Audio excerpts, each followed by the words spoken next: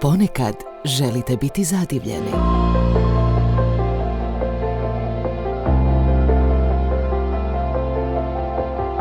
I osjetiti da je pred vama nova avantura. Nekada trebate doživjeti stvari iz druge perspektive.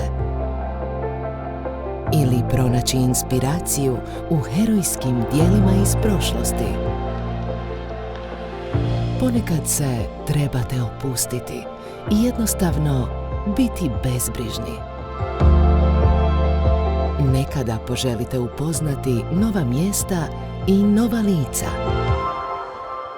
Nakratko izići iz dnevne rutine, nestati u gužvi i osjećati da zabava neće nikada prestati.